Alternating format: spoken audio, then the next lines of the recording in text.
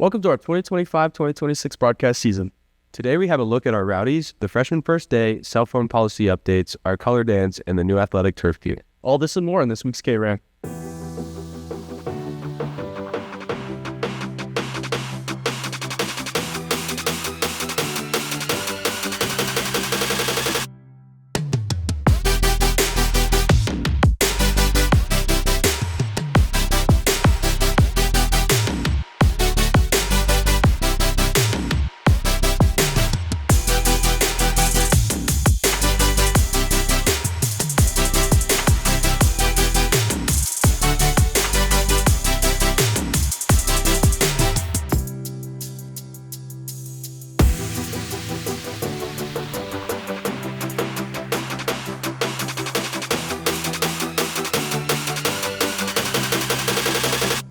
Good morning, Rams. Welcome to the 25-26 school year and our newest season of Kram News broadcasts.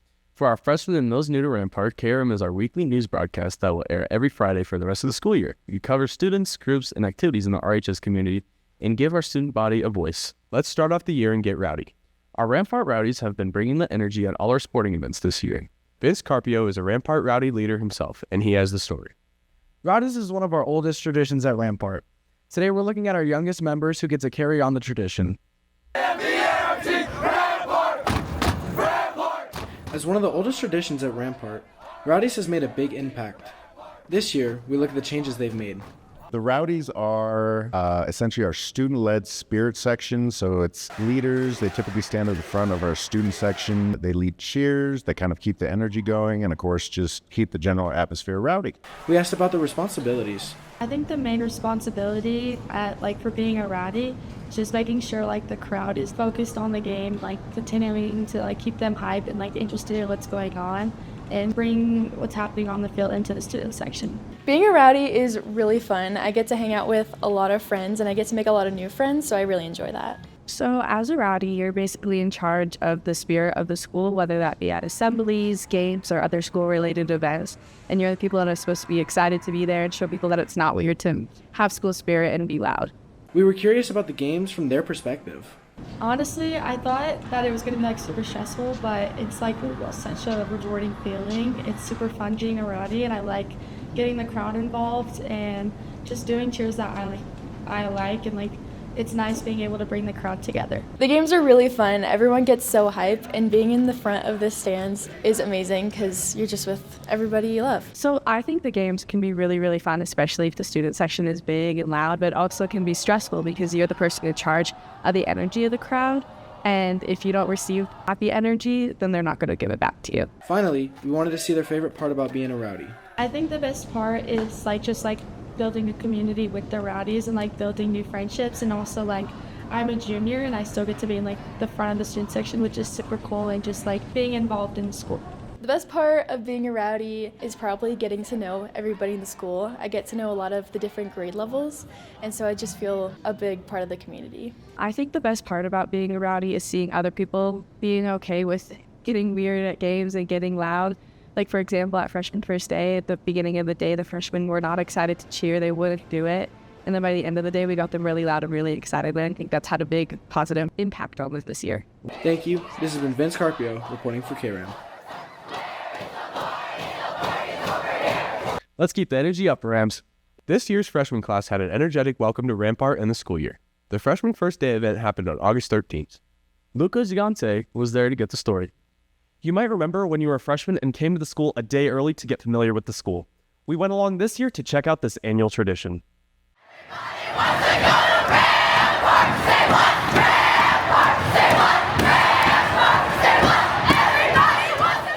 As you have probably noticed, we have a new class of freshmen this year. The day before school started, they all came in to get a feel for the school. This included a special speaker, a tour around the school, and some games. Let's hear from some freshmen to find out what they thought of the day. It was good. It was really fun, even though it was kind of hot outside, but it was just a good first day. I think it was pretty cool seeing the school and everything with the people showing us what to do. It helped get to know the building and also just see who you're going to be seeing for the next 4 years. It helped a little bit. I think it was a little confusing because they went through some of the secret stairwells where people don't go as much. Multiple students from other grades also showed up to make it run smoother. Freshman first day went pretty well. The freshmen this year were super energetic towards the end of the day, although it took a bit of warming up. And the activities were fun overall. This is my 4th year doing it. I started in my freshman year, and over the 4 years, I think you could tell the freshmen really do enjoy coming to the school and like having them get to know each other, the icebreakers and everything. I think that it's a really fun day. It gets awkward at the beginning, but it's really fun at the end. We did collect feedback from everybody after the event. So we got feedback from freshmen, from peer leaders, and from staff. And overwhelmingly, the feedback was great. I think that our freshman class had a lot of energy and they were excited to be here. We did a lot of fun activities, and I just think overall the day went great. This time the reactions were really great. Normally they're really awkward. This time they enjoyed the cheers, they talked, they were very hyped up, they were excited for it.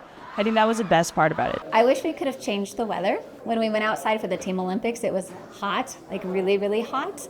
And we were straight in the sun. There's no trees around the turf field. And so that was definitely an obstacle that we had to address. Yes, I would probably do it again next year. 100%. I'm a senior, though I would for sure do it again next year.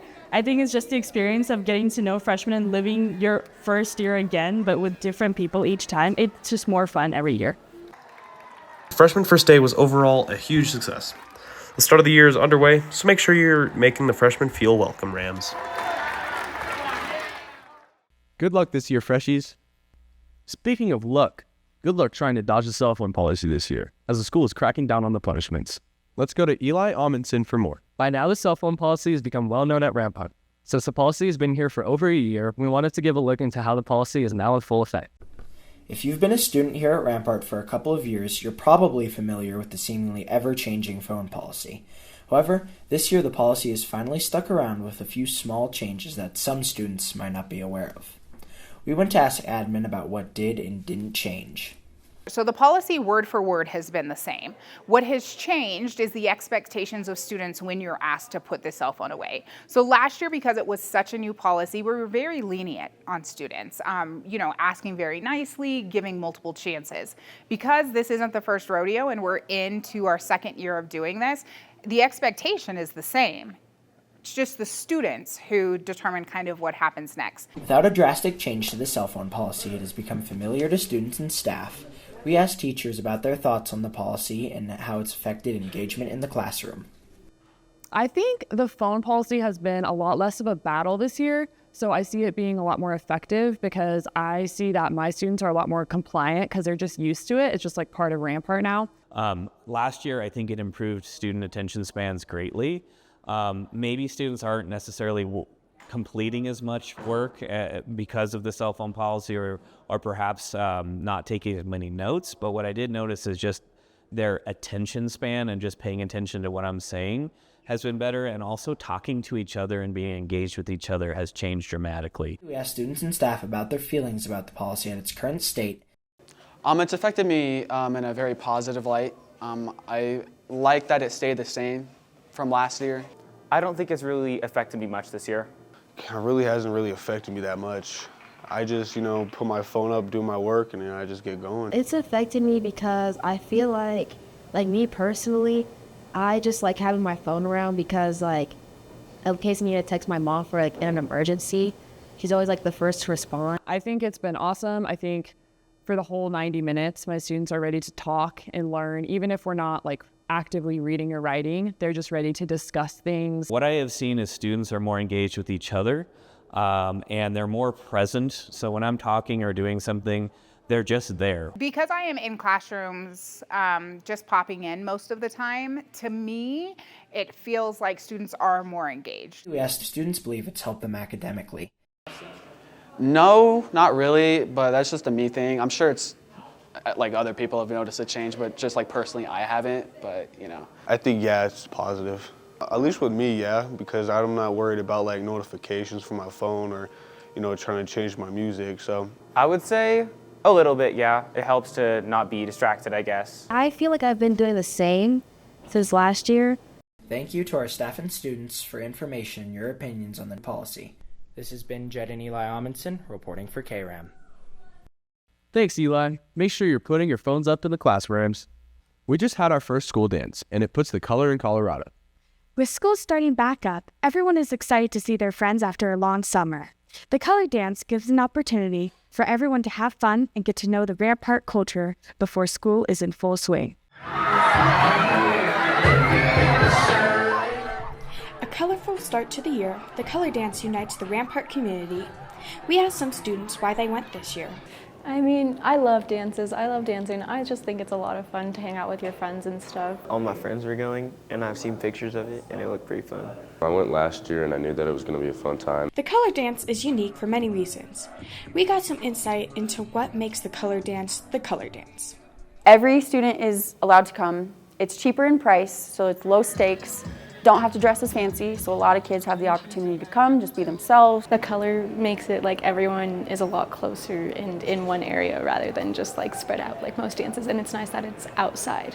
Little do most people know, but Miss Bailey had to save the color dance from being colorless. The day of the color dance, obviously it's the first week of school, and things are just crazy and busy, and I was swamped with all the things that I have going on as the student council advisor, and so lost in the mix along the way was pressing submit on the order on Amazon.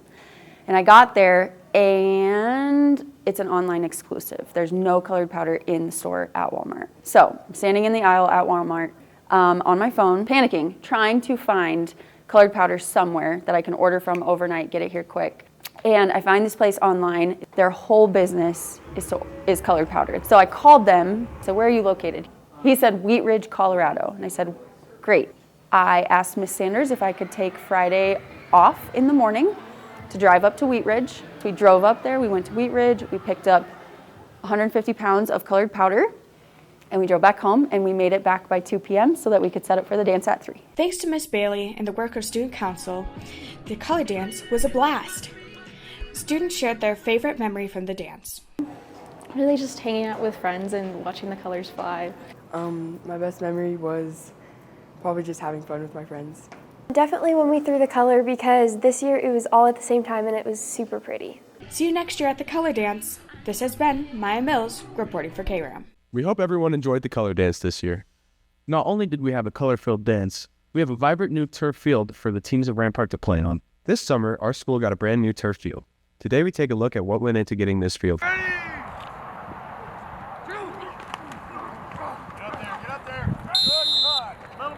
I'm sure you all have noticed our new turf field, but do you know what went into making this possible for our school? Head football coach Rob Royer has been fighting for a turf field since he arrived here at Rampart in 2014. We asked him and our new athletic director, Miss Wormers, what went into making this possible for our school. That was a lot, and I think that the district did a great job working with Rampart. Hellas Turf Company came in. Everything it looks like they did a phenomenal job on it. Well, a lot, because they required the passing of the bond last year. So thanks to the Rampart community and District 20 for getting that bond passed. That's what allowed this project to happen, because it's not something that the school ever could have done on their own. School district looked, and Rampart was the remaining high school that didn't have access to a turf field for its fall, winter, and spring sports, and it made it to the bond issue, and the voters of District 20 thought it was a need, and they voted it, and it passed. It's pretty awesome. Rampart High School is actually the only high school in District 20 that didn't have a turf field. A major part in the decision to bring a turf field to Rampart was the condition of the old field. I talked to a couple student athletes who experienced the old field to get a better understanding of what the old field was like. The old field was pretty terrible. It'd get really swampy when it rained. When it snowed, we couldn't even use it.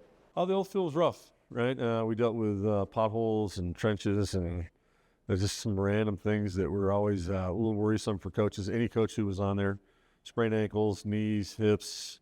It wasn't level. It had a pretty big crown. The northeast corner went up. I mean, it was held water, a lot of dirt, some very, very bare patches. Without all the potholes on the field, it definitely makes practice a little bit easier without having to worry about breaking my ankle.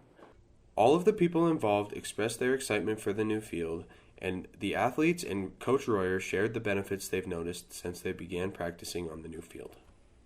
It's easier to get through drills. It helps prepare us for games better too, because pretty much every single field we play on is a turf field. It allows us to bring as much programming as we want back into the school. All of our lower level soccer and football teams are going to start playing here, which is great.